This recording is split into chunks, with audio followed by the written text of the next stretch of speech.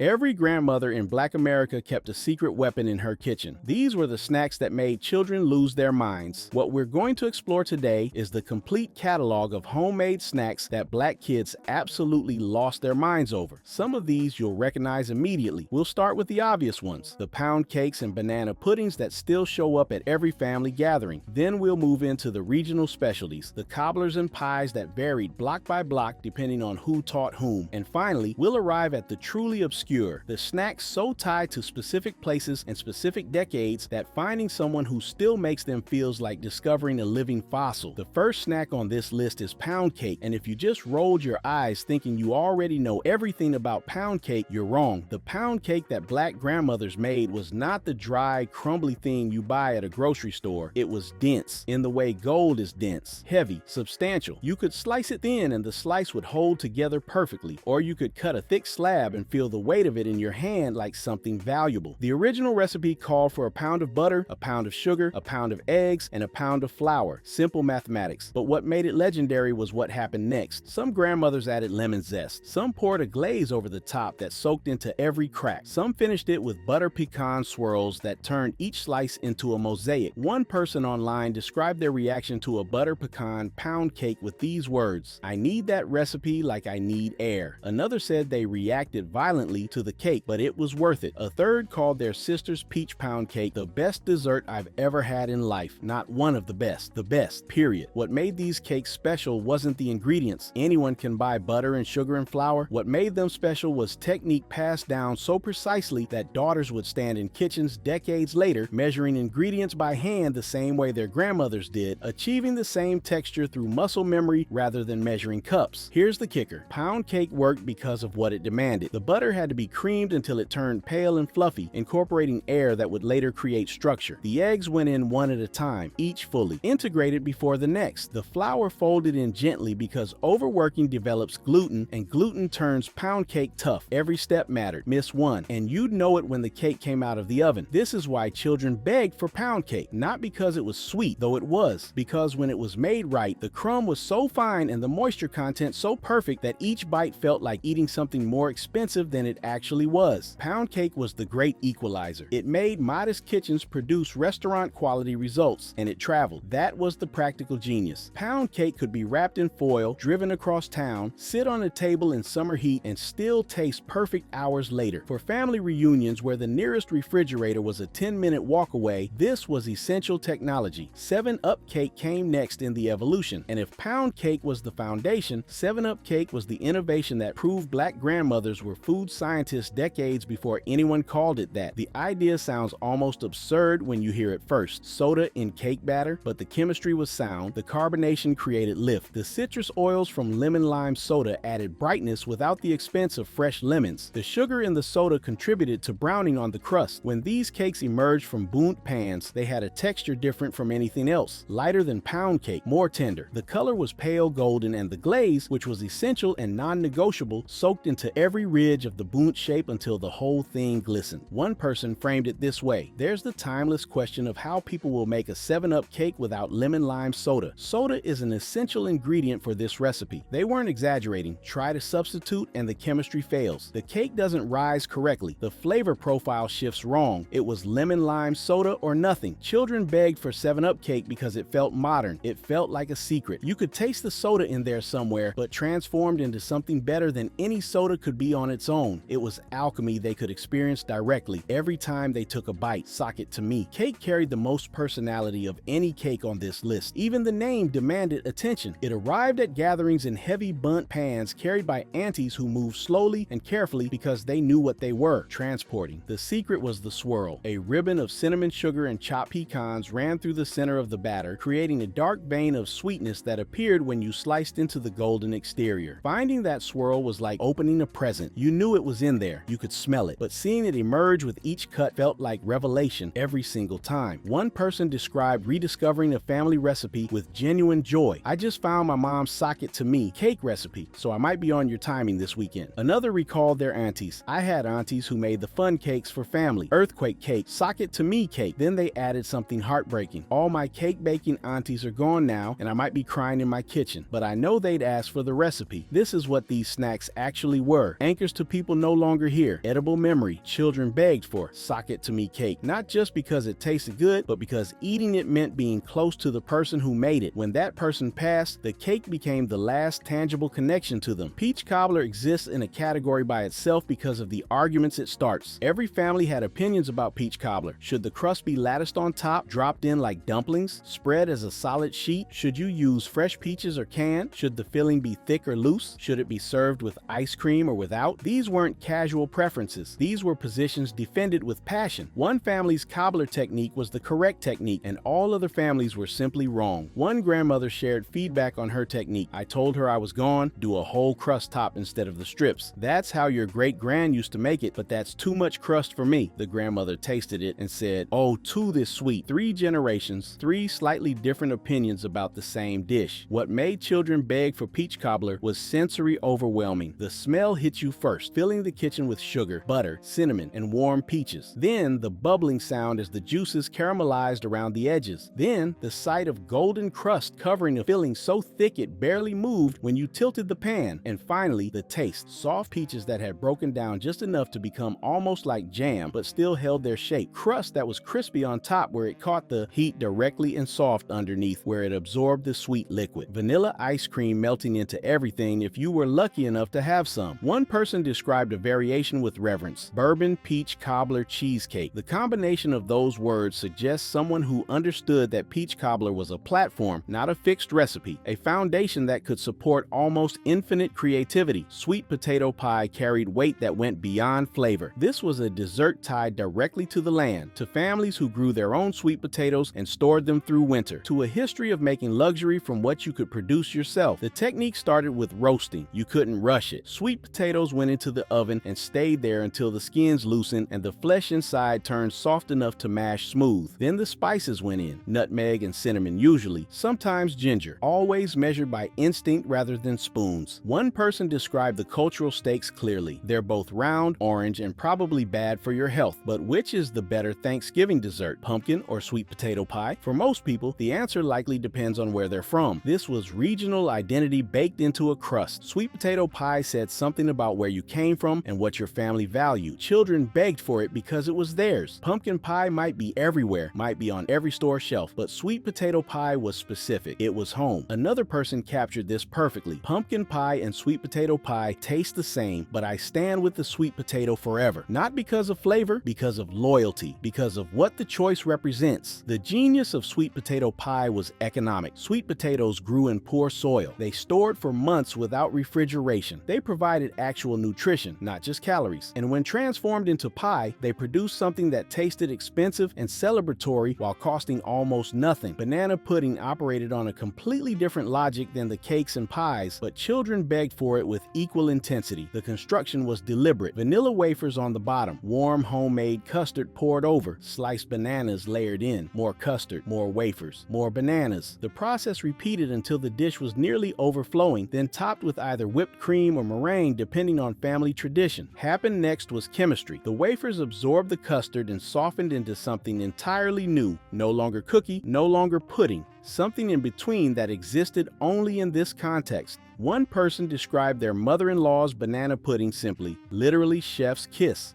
100 out of 10.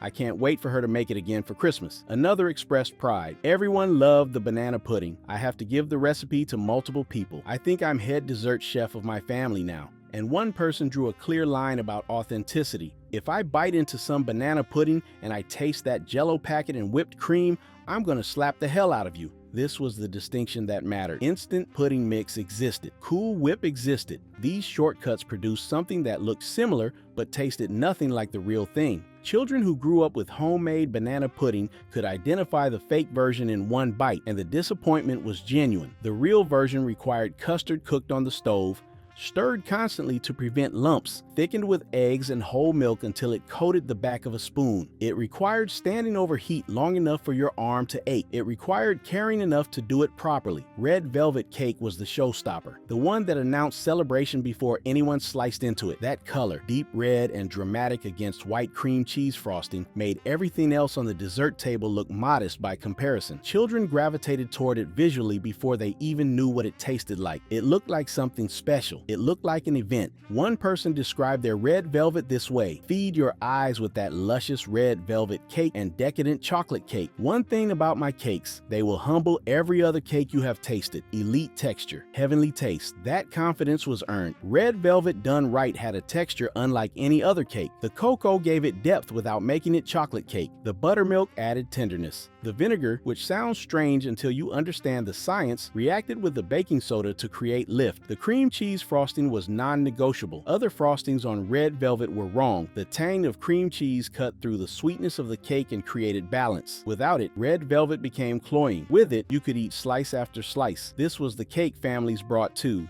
Graduations, birthdays, and holidays that mattered, not because it was difficult to make, though it required care, because its appearance announced that this occasion deserved the best. Pecan pie drew its power from the land in a way that was literal and immediate. Many families had pecan trees in their yards or knew someone who did. Every fall, children gathered the nuts from the ground, cracked them, and picked out the meat. This was labor. This was contribution. When the pie emerged from the oven, children who had helped harvest the pecans felt ownership of the result. The filling was essentially caramel loaded with nuts, eggs, sugar, butter, and corn syrup baked together into something glossy and gooey beneath a layer of toasted pecans that crackled when you cut through it. One person acknowledged the intensity. No whipped cream though. Pecan pie tastes great, but it's super high in calories. I remember working at a restaurant once where a slice with ice cream was over 1,000 calories. 1,000 calories in a single dessert serving. This was food designed for people who worked physically, who burned energy all day and needed dense replenishment. Children begged for pecan pie because it was rich in a way that nothing else achieved. A thin slice satisfied completely. Another person called out the truth about family recipes. People be posting their nana's secret pumpkin pie recipe, and it's the one from the can. Same with pecan pie, but it's from the Caro bottle. The Caro bottle recipe was the recipe. It was printed right on the label, but knowing the recipe and executing it correctly were different skills entirely. The pie could seize up and become grainy if you overcooked it. It could stay liquid in the center if you pulled it too early. Temperature mattered, timing mattered, experience mattered. Coconut cake appeared at gatherings looking like fresh snowfall, completely covered in white frosting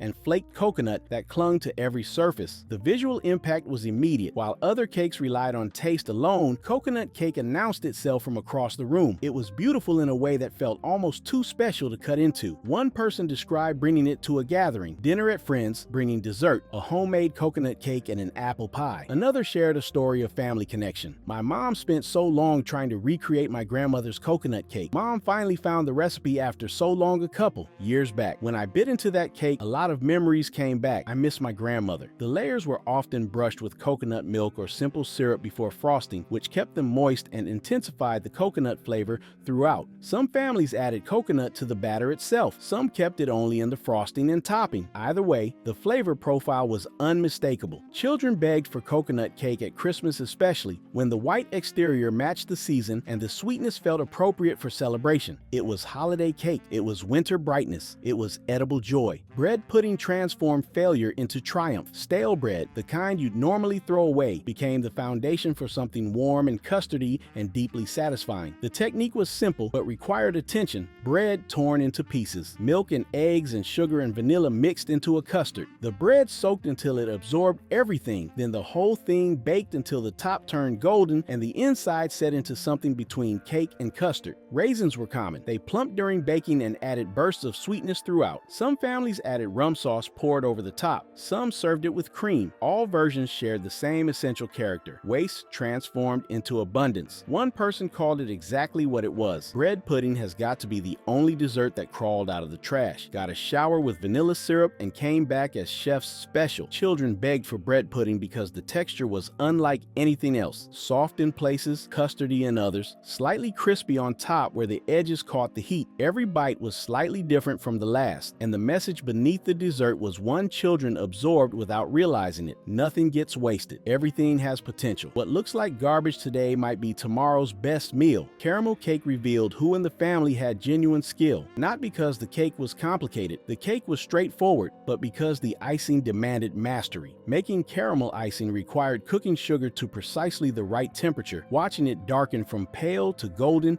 to deep amber while stirring constantly. Pull it too early and the caramel was weak. Cook it too long and the whole batch burned into bitter ruin. There was a window, maybe 60 seconds, where the icing was perfect. One person captured their results. Taste 9/10. Not my best caramel cake, but it's close. Caramel just slightly overdone and gives a fuller flavor. That slight overdone quality, barely past perfect, actually improved the complexity, but achieving it intentionally rather than accidentally required experience you couldn't shortcut. Another person described their success. I made a caramel cake that didn't stand a chance in the dessert lineup. That MF gone. Everything I cooked gone. Thankful my parents blessed me with a wrist that whip in that kitchen. The wrist that whips. The arm that stirs without stopping. The eyes that know when golden becomes too golden. These were the real ingredients in caramel cake. Children begged for it because when it appeared, they knew someone had invested serious time and attention. They knew they were worth the effort. Pineapple. Upside down cake was theater as much as dessert. The construction was deliberate showmanship. Brown sugar and butter melted in the bottom of a cast iron skillet. Pineapple rings arranged carefully. A maraschino cherry nested in each center. Cake batter poured over everything, obscuring the fruit completely. Then the magic. After baking, the pan inverted onto a plate. The cake released, revealing that hidden layer of caramelized fruit now on top, glistening. The cherries bright red against the golden pineapple. The whole thing looking like stained glass made edible. One person described their reaction. My dad made pineapple upside down cake for Thanksgiving. I had the biggest smile. Shorty was like, "Oh, this is how it's supposed to taste." That discovery, the moment when you taste the real version and realize what you've been missing, happened constantly with these snacks. Store versions existed, but failed to capture what the homemade original achieved. Another person shared a family memory with weight. My late grandmother had a recipe for pineapple upside down cake that was absolutely delicious. We still make it every year. It doesn't hit the same as it did with her touch, but it's nice to still have a part of her around with us for the holidays. The cake persisted after the person who perfected it was gone. Not the same, never the same, but something, a connection, an attempt to keep reaching back towards someone unreachable. Blackberry cobbler appeared when the land provided. Wild blackberries grew along fence lines and at the edges of fields. Children gathered them with stained fingers, navigating thorns, filling buckets with fruit that cost nothing but labor. When the buckets came back to the kitchen, the transformation began. The berries cooked down with sugar until their juices ran purple and thick. Crust went on top, dropped in spoonfuls or rolled out in sheets, depending on family tradition. The whole thing baked until the fruit bubbled around the edges and the smell drew people from outside. One person described the flavor profile simply: sweet, tart, and golden on top. This blackberry cobbler tastes like summer comfort. Summer comfort. That was exactly right. Blackberry cobbler tasted like warm afternoons, bare feet, the specific satisfaction of eating something you gathered yourself. Children begged for it because the dessert came with a story they participated in. They picked those berries. This was their cobbler. Chess pie proved that the simplest recipes sometimes delivered the deepest satisfaction. The ingredient list was almost absurdly basic: eggs, sugar, butter, cornmeal, maybe some buttermilk, no fruit, no chocolate, no nuts. Just pantry staples assembled with care. Yet the result was remarkable. A custard filling that sat firm beneath a slightly crackled top. A flavor profile that was sweet but not aggressively so, with an almost mysterious depth that came from the cornmeal adding texture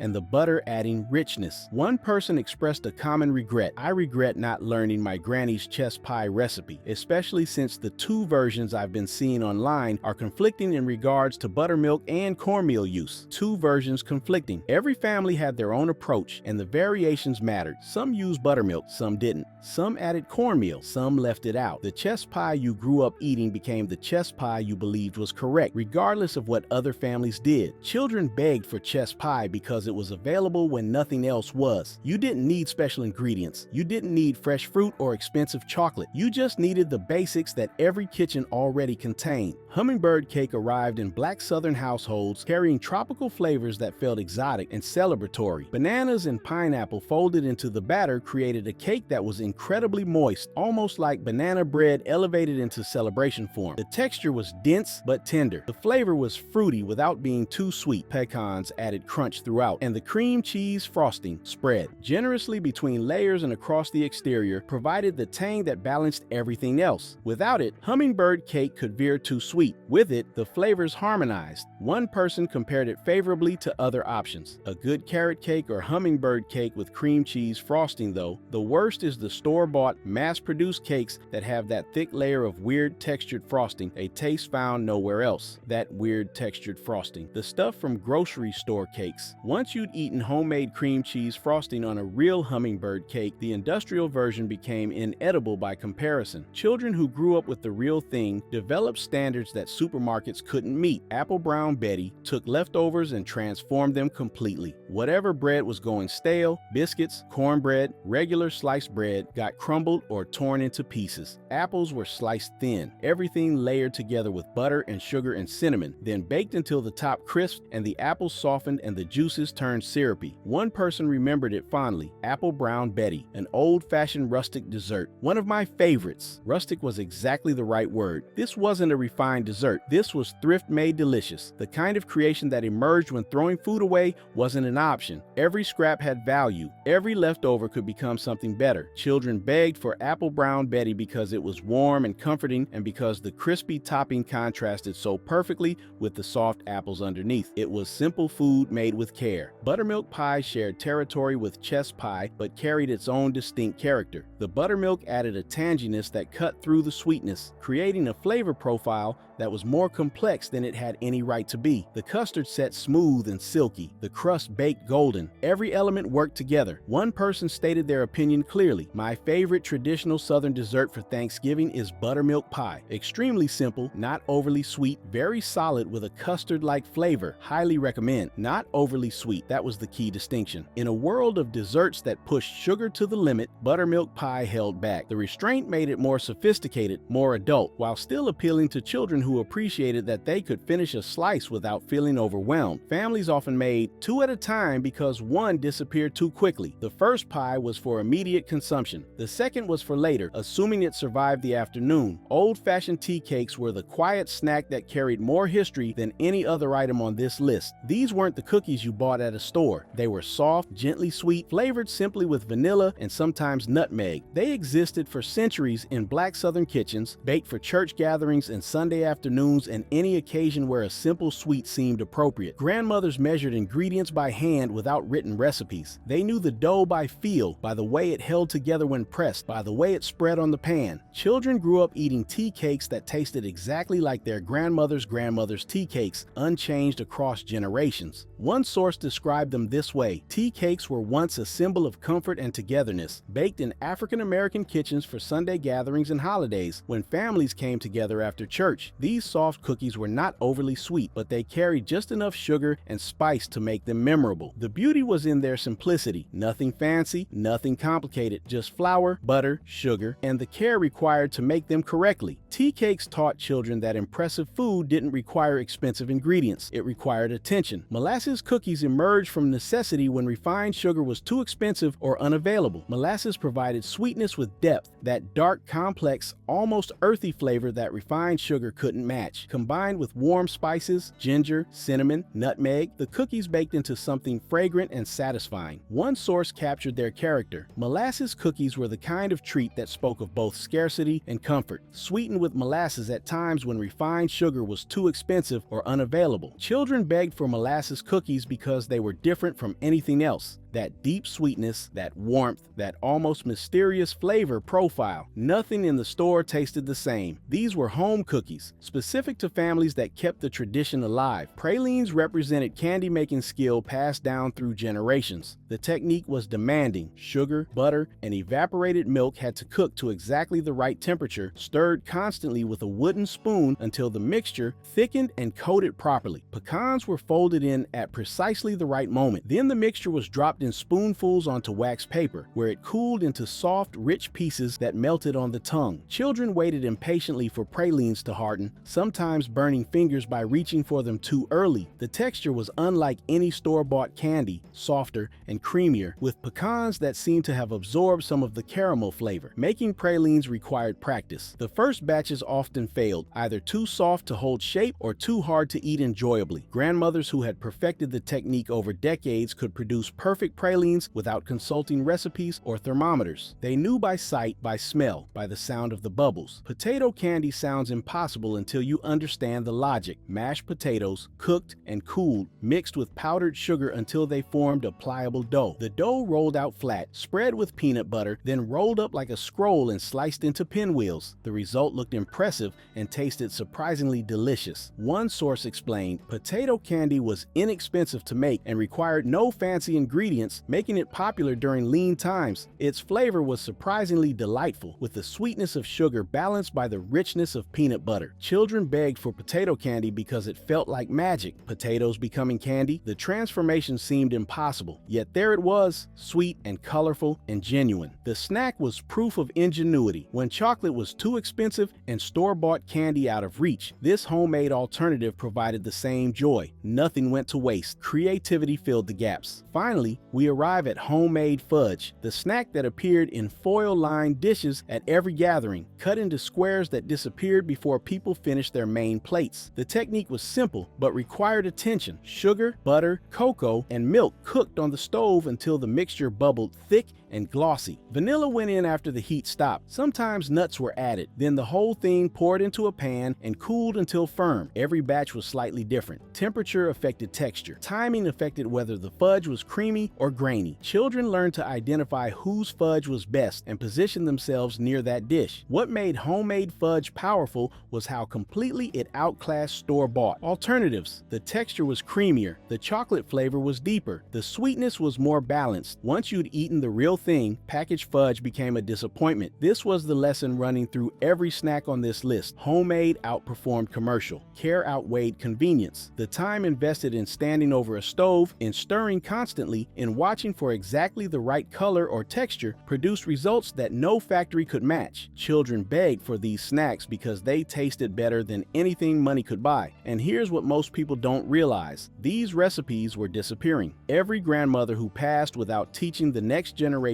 took techniques with her that existed nowhere else. The precise motion, the exact timing, the way to know without a thermometer when caramel was ready. These were skills that couldn't be written down completely, that required hands-on transmission from person to person. The children who grew up begging for these snacks became adults who suddenly found themselves unable to recreate what they remembered. The pound cake came out dense, the caramel icing seized up, the praline stayed liquid. Something was missing, and that something was a grandmother standing beside them, correcting their technique in real time. One person captured this loss. I had aunties who made the fun cakes for family, earthquake cake, sock it to me cake. I made a cake using a box of vanilla wafers today, and it occurred to me that all my cake baking aunties are gone now, and I might be crying in my kitchen, but I know they'd ask for the recipe. They'd ask for the recipe. Even in memory, those aunties were still curious, still eager to learn something new, still committed to the craft that defined their contribution to family life. That's what these snacks represented. Not just sugar and flour and butter, not just sweetness, but love made edible, effort made tangible, memory made something you could taste. Every child who begged for pound cake or banana pudding or peach cobbler was really begging for attention, for care, for proof that someone thought they were worth the effort. And every grandmother who responded by heating the oven and pulling out the mixing bowls was really saying, without words, that this child mattered, that this occasion deserved celebration, that this family was worth the best she could create. 20 snacks, 20 variations of the same message, 20 different ways of saying, I love you, and here's the proof. Sweet and warm and made by my own hands, just for you. The recipes persist in handwritten notebooks and family texts and websites where people share memories of what their grandmothers made. Some of these snacks will survive another generation. Some will fade entirely, known only to people who tasted them decades ago and still remember. But the children who begged for them, they carry something that can't be erased. The sense memory of a kitchen filled with good smells. The anticipation of waiting for something to cool enough to eat. The first bite that confirmed, once again, that their grandmother was the best cook they'd ever known. These weren't just snacks. They were proof that love could be measured in cups and tablespoons, baked at 350 degrees, and served on plates that made childhood feel like something worth remembering forever. Click on one of the cards on your screen to see more videos like this. Do you ever stop and wonder what happened to the recipes your mama made without ever opening a cookbook? The ones that smelled like Sunday mornings, tasted like home, and somehow somehow healed everything from heartbreak to hunger? The kind of food that wasn't just cooked, but remembered? This is a journey back to that kitchen. The one with the chipped counters, the loud laughter, and that faint hum of Al Green in the background. You can almost hear the oil sizzling, feel the heat rising from the stove, and smell something you can't quite name but instantly trust. This isn't just about food, it's about memory, inheritance, and the kind of love you could taste before you ever said grace. Let's go back to the 25 recipes Black mothers taught their children, the ones we've somehow let slip away. You remember the first one, cornbread, not that boxed mix that tastes like sugar cake, but real cast iron cornbread, the kind where your mama poured bacon grease in the pan first, let it heat until it hissed, then poured the batter in so it crisped up golden around the edges. You could smell it all the way from the porch. That smell meant dinner was ready, the day was winding down, and everything in the world was right again. Back then, cornbread wasn't a side. It was the heart of the table. Today, it's rare to see a young one pull out buttermilk or stone-ground cornmeal. Everything's boxed, quick, digital, but you can't microwave that sound, that crust snapping when it's cut. Do you still remember that sound? And then there was smothered chicken. Not fried, not baked, smothered. That meant you seasoned it heavy, salt,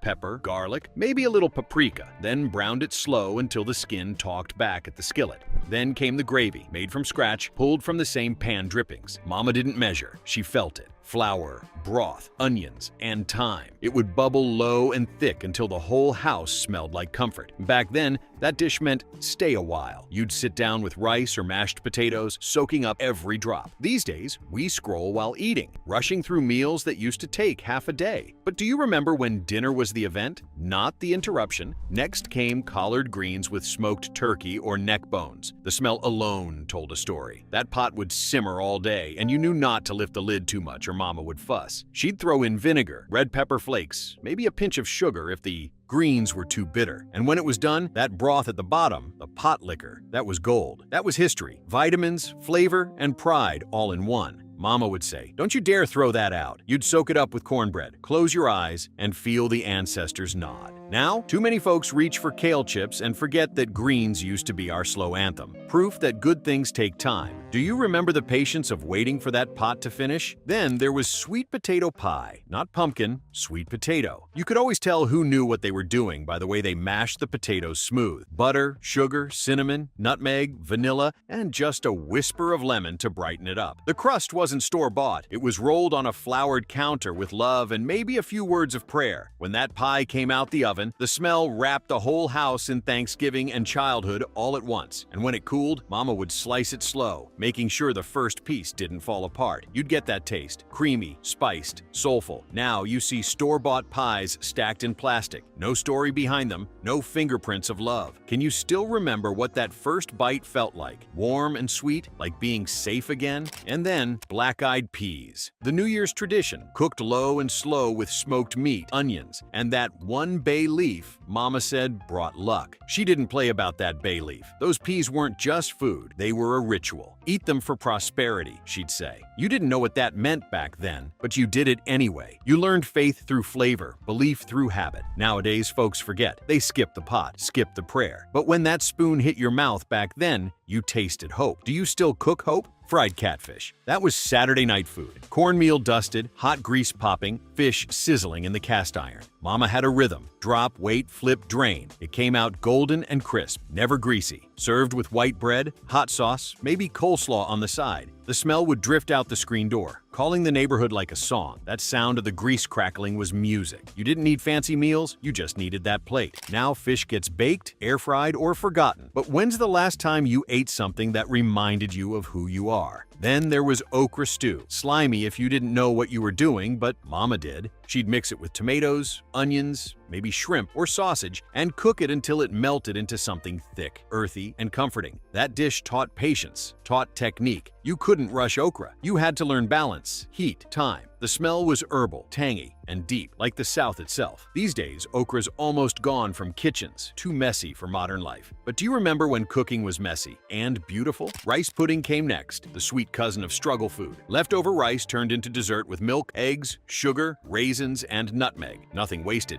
everything cherished. The oven would hum, the top would brown, and that smell, it felt like bedtime stories and hand-me-down quilts. You learned love in those leftovers. Now, leftovers get tossed without a thought. Have we forgotten forgotten how to make something special from what's left behind? And, oh, gumbo. That wasn't a recipe. It was a ceremony. Roux made dark as coffee, stirred slow so it didn't burn. That was a test of patience. Okra, shrimp, sausage, crab, onions, celery, bell pepper, the holy trinity of flavor. Every house had its version, its secret. It wasn't just about what was in the pot. It was about who was in the house. Neighbors dropping by, laughter spilling over, stories being told between bites. That pot didn't just feed stomachs. It fed bonds. You can't DoorDash that. Do you still remember what togetherness tastes like? Finally, candied yams. Sweet, sticky, glossy with caramelized butter and brown sugar. Spiced with cinnamon and nutmeg, sometimes topped with marshmallows if Mama felt fancy. It wasn't just dessert, it was abundance on a plate. You'd eat them slow, savoring that syrup that dripped into your dressing and made everything taste better. These days, folks cut sugar, cut corners, cut time. But back then, sweetness was a language. Do you still speak it? You see, these recipes weren't just meals. They were love letters, written in grease stains and wooden spoons. Each one carried history, from the fields to the freedom table. And every black child who ever stood on a kitchen stool to stir the pot was learning more than cooking. They were learning survival. They were learning care. Now, so many of those flavors are fading, traded for convenience, speed, and silence. But food, especially our food, was never just about hunger. It was about healing. You can almost hear your mama's voice again, can't you?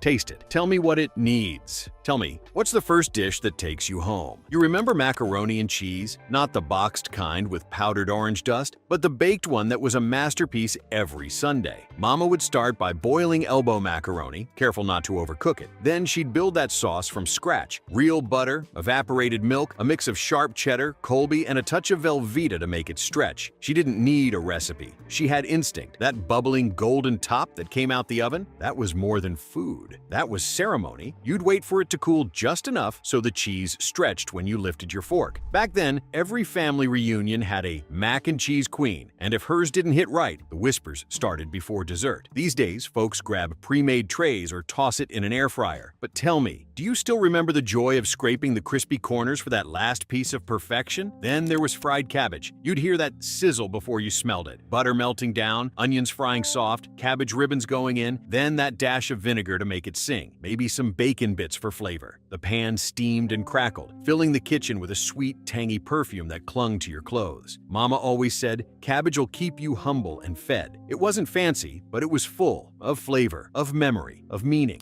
These days, cabbage barely makes it to the table, replaced by kale salads that don't know the sound of a skillet. But do you remember when the cheapest things tasted the richest? And red beans and rice. That was Monday's meal, every week without fail. A pot of beans cooked down until creamy, seasoned with smoked sausage or ham hock, garlic, and a bay leaf. The rice, perfectly steamed, wasn't a side. It was part of the soul of the dish. Mama would start that pot early, let it simmer all day while she ironed, cleaned, and hummed under her breath. By dinner time, the whole house smelled like warmth itself. It was poor folks' food made royal. Now, fast foods replaced it, and slow foods forgotten. But when you smell that mix of beans, smoke, and thyme, doesn't your heart still remember to slow down? Then came hot water cornbread. Simple but sacred. Cornmeal, salt, hot water, that's it. Mixed into patties and fried golden brown in oil until crisp on the outside, soft inside. It was the bridge between nothing and something. If there wasn't much else, there was always that. Mama would fry them while humming, her hand steady, her patience unshakable. You'd grab one hot off the plate and burn your tongue because you couldn't wait. That flavor, a little salt, a lot of love. Nowadays, people call it old-fashioned, but old-fashioned was what kept us full. When's the last time you tasted simplicity done perfectly? Then there was oxtail stew. That one took all day. You'd brown those oxtails in oil until the house smelled like Sunday. Then add broth, onions, garlic, and thyme, letting it all simmer until the meat fell right off the bone. The gravy turned rich, almost silky, with flavors that seemed deeper than the pot itself. Served over rice or mashed potatoes, it felt like luxury built out of scraps. Mama used to say, "We learned to make the hard cuts taste like heaven." Now, oxtails are high-end, sold in fancy restaurants. But the secret always belonged to her. Do you remember when struggle food was transformed by skill, not money? Chitterlings, or chitlins if you really knew. That smell hit first, strong, stubborn, unforgettable. You could smell it down the block. Cleaning them was an all-day job. Boiling, rinsing, cleaning again. But when Mama was done, and they simmered with onions, vinegar, and pepper, something magical happened. It wasn't about the taste. It was about pride. It said, we made something out of nothing. You didn't always love them, but you respected them.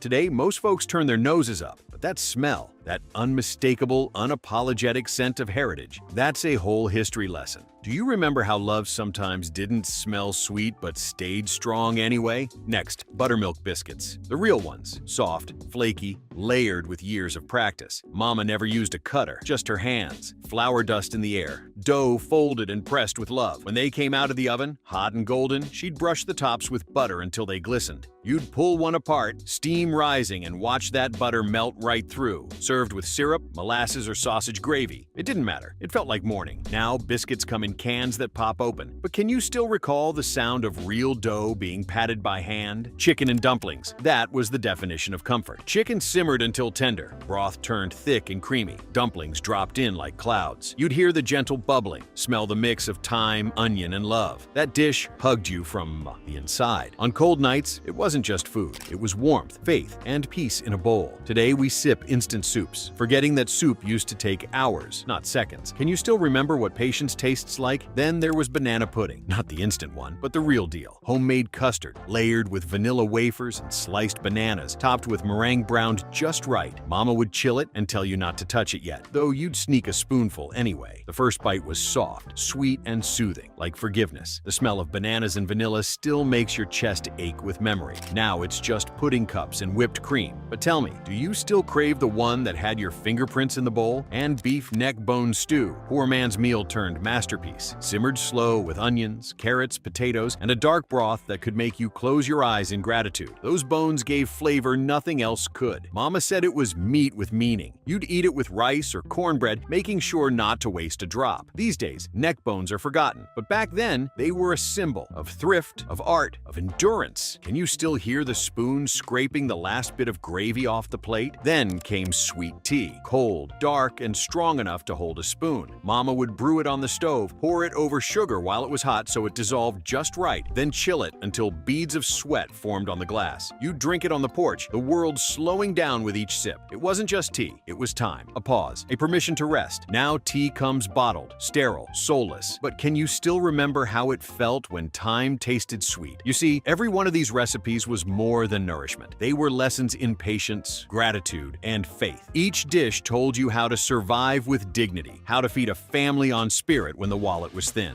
They were the flavors of resilience. Mama never said, "I love you much." She showed it through pots that simmered, bread that rose, pies that cooled on windowsills. That was her language, food as affection. So when we forget these recipes, we're not just losing ingredients, we're losing stories, memories, and the quiet ways love used to speak. You can still hear the echo of it if you listen close. The scrape of a spoon, the hum of a woman cooking without hurry. You remember bread pudding, that miracle of a dessert made from what most folks would throw away. Stale bread, milk, eggs, sugar, cinnamon, and raisins, baked until golden and soft. When Mama made it, the whole kitchen smelled like mercy. Sweet, warm, forgiving, nothing was ever wasted. Everything had a second chance. She'd drizzle it with homemade vanilla sauce, thick and glossy, and it felt like a hymn when you tasted it. You learned more than cooking from that dish. You learned redemption. These days, people toss out bread without a thought, forgetting how something old could still be made new. Do you still remember how good second chances taste? Then came pork chops and gravy. The sound of that skillet popping was the sound of joy. Mama would dredge each chop in flour, salt, and pepper, then fry them until crisp and brown. The drippings left in the pan were sacred. That's where the gravy was born. She'd whisk in flour, milk, and patience until it turned smooth, rich, and soulful. Served with rice or mashed potatoes, it was a masterpiece built from everyday things. Now people bake them dry, rush them fast, miss the soul in the sizzle. But do you remember when that first bite felt like home sitting heavy on your tongue? Lima beans and ham hocks, slow cooked until the beans were tender, creamy, and infused with the deep, smoky taste of the meat. Mama would season it with onions, a little garlic, and a sprinkle of pepper flakes. It wasn't flashy, just honest. You'd spoon it up, feel it fill you slow, steady, sure. That pot sat on the back burner half the day, humming like a steady song. These days, slow cooking's gone out of fashion, replaced by pressure cookers and fast fixes. But patience made flavor. Do you remember when waiting was part of the recipe? Then candied apples, sticky, glossy red, cooling on wax paper. Mama would dip each apple in that boiling sugar syrup, her hands steady, her eyes sharp. The smell, sweet and sharp, caramelized sugar and childhood in the air. You couldn't wait to bite it, even though you knew it'd stick to your teeth. fairs, school festivals, autumn afternoons, they all smelled like that. Today we buy snacks wrapped in plastic, all identical, all hollow. But can you still taste the sweetness that left your lips stained red? Mama made it with what was fresh, what was available. It was her way of saying, we make do. Now we chase imported things and forget the magic in what's near us. Do you remember when local wasn't a label, just life? Every dish was a story. Every story a thread in something larger. Community. Mama didn't just feed a household, she fed a whole history.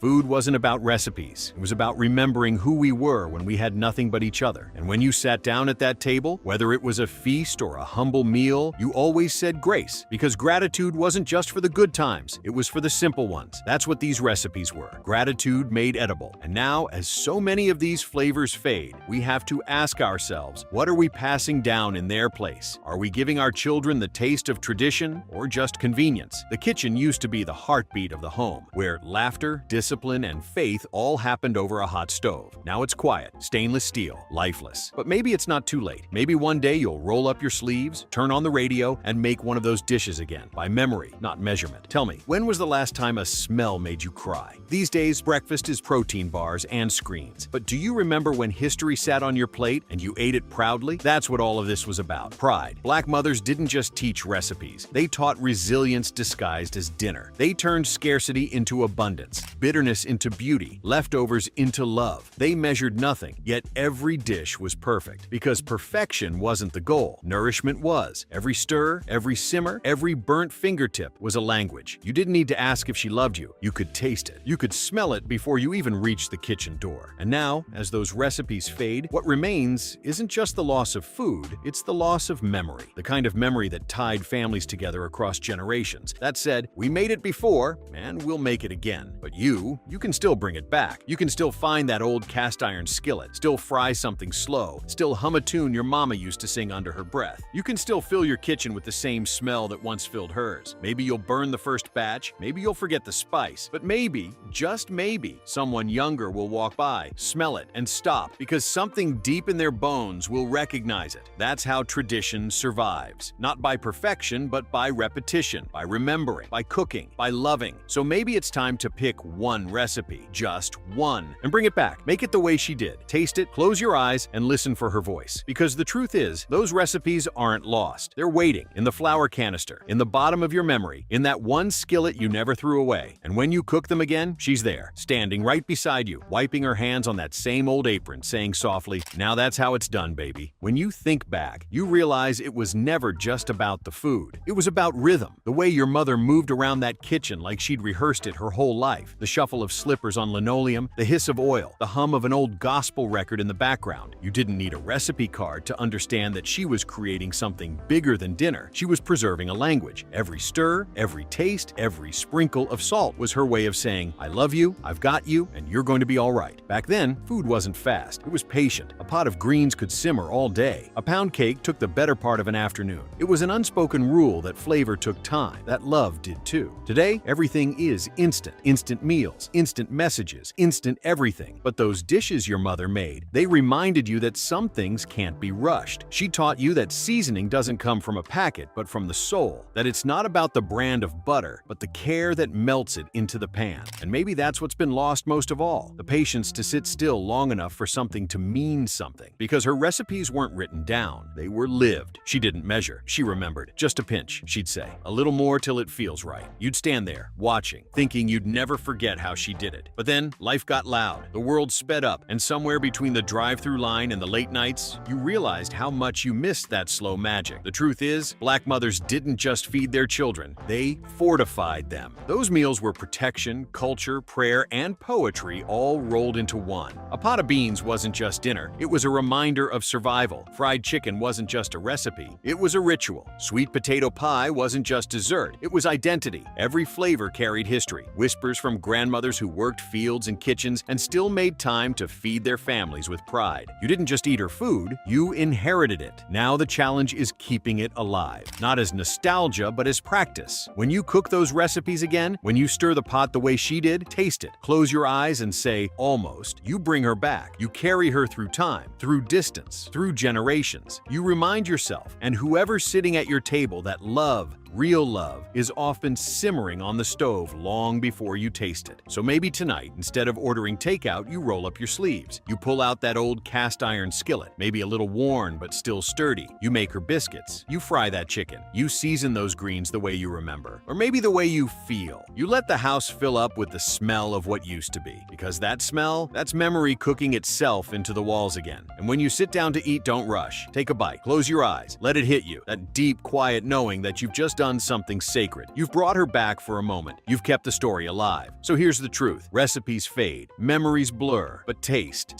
remembers. And if you ever find yourself missing her, all you have to do is cook. Because every time you do, she's right there, humming softly, wiping her hands on that old towel, and smiling like she never left. If you still remember even one of her recipes, write it down, pass it on, let it live again. Because love, real love, always finds its way back to the table. Those flavors weren't just food, they were history, love, and lessons disguised as dinner. If this stirred up a memory, don't let it fade. Be sure to click on the card showing on the screen as you pass it on, and keep her kitchen alive, because every recipe you remember keeps her voice alive too.